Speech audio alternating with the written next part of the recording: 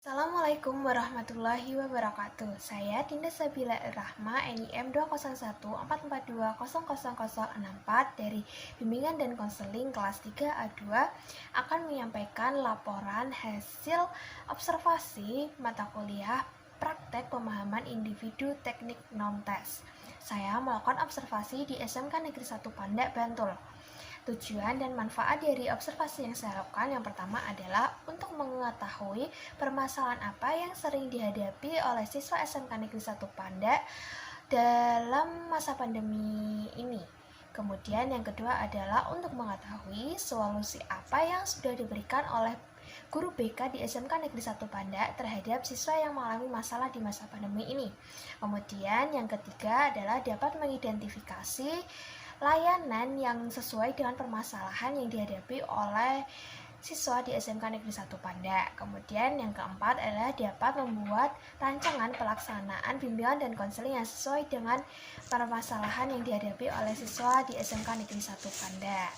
Selanjutnya saya akan menyampaikan sedikit mengenai identitas SMK Negeri 1 Panda.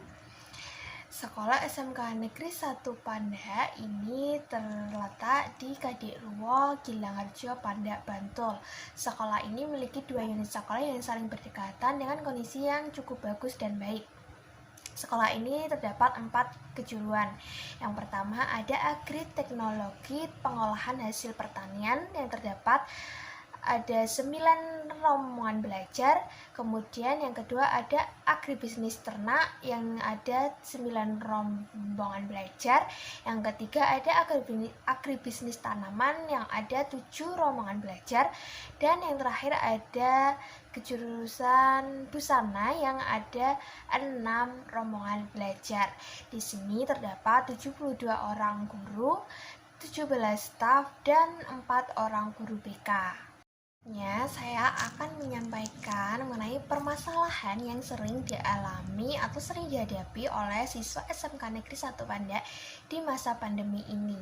Yang pertama, masalah dengan intensitas keberangkatan atau keikutsertaan siswa dalam proses kegiatan belajar mengajar baik secara daring maupun luring. Nah, seperti ini.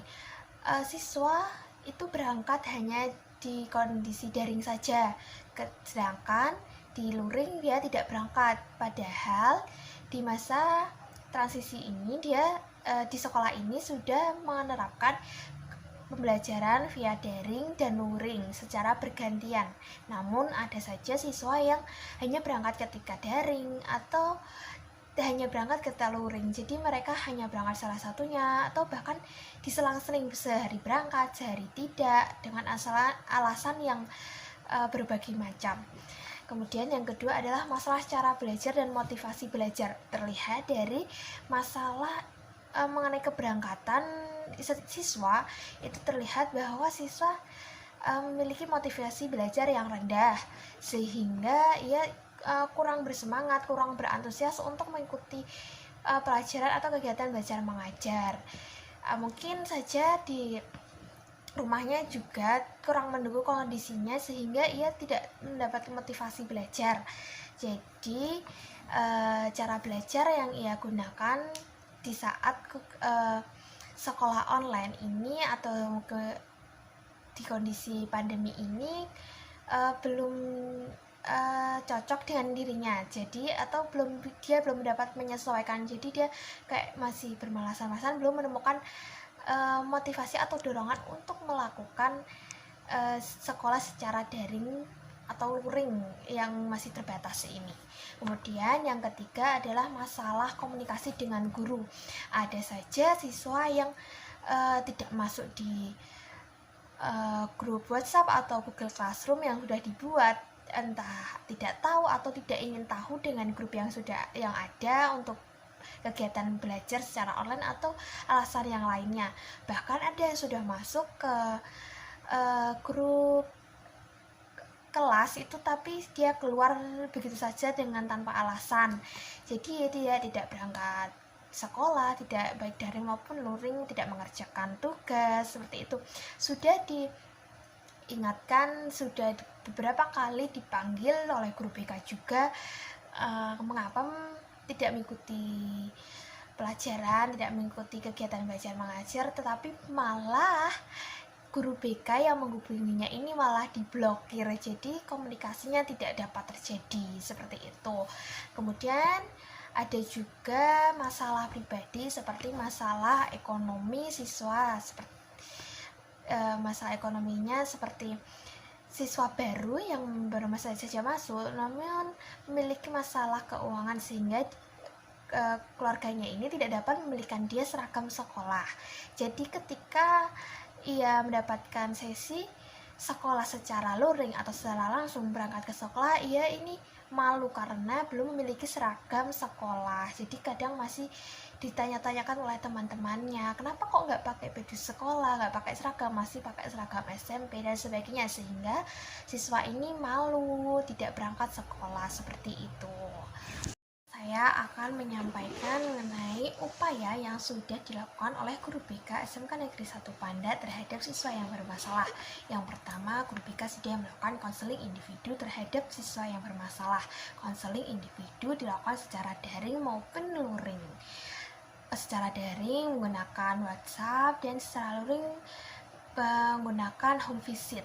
Home visit dilakukan kepada siswa yang bermasalah untuk dapat menyelesaikan masalah atau memberikan bantuan atau solusi yang terbaik terhadap siswa dengan bantuan kedua orang tua atau keluarganya. Kemudian tentunya pemberian bantuan ini berkolaborasi dengan keluarganya agar masalah yang dihadapi siswa ini dapat terselesaikan atau mendapatkan solusi yang terbaik.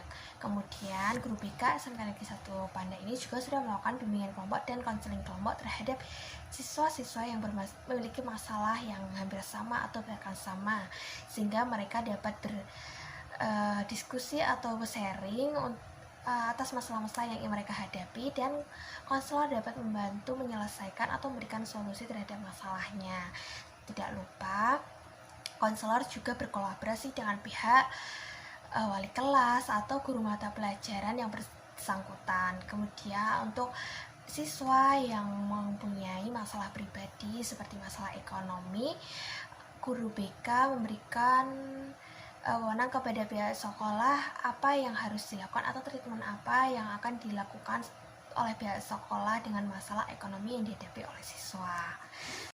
Ada kebutuhan layanan bimbingan dan konseling berdasarkan hasil analisis permasalahan yang ada di SMK Negeri 1 Panda ini. Yang pertama tentunya melakukan konseling individu kepada individu atau siswa bermasalah yang ada di SMK Negeri 1 Panda ini. Kemudian yang kedua melakukan konseling kelompok untuk mereka bisa sharing, mendapatkan solusi yang terbaik atas masalahnya. Kemudian kebutuhan layanan yang selanjutnya adalah layanan bimbingan klasikal. Bimbingan klasikal ini cukup penting dalam permasalahan yang ada. Bimbingan klasikal dapat menanggulangi atau mencegah siswa-siswa yang lain yang belum bermasalah atau yang sudah bermasalah untuk mendapatkan solusi dan untuk mencegah masalah-masalah yang akan timbul dan dapat mengatasinya. Seperti itu.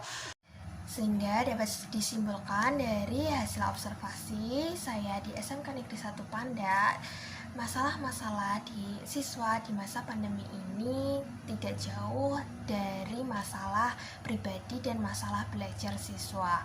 Tentunya BK SMK Negeri 1 Panda ini sudah melakukan dan memberikan solusi-solusi terbaik pada siswa yang bermasalah. Sekian dari saya, kurang lebihnya mohon maaf. Wassalamualaikum warahmatullahi wabarakatuh.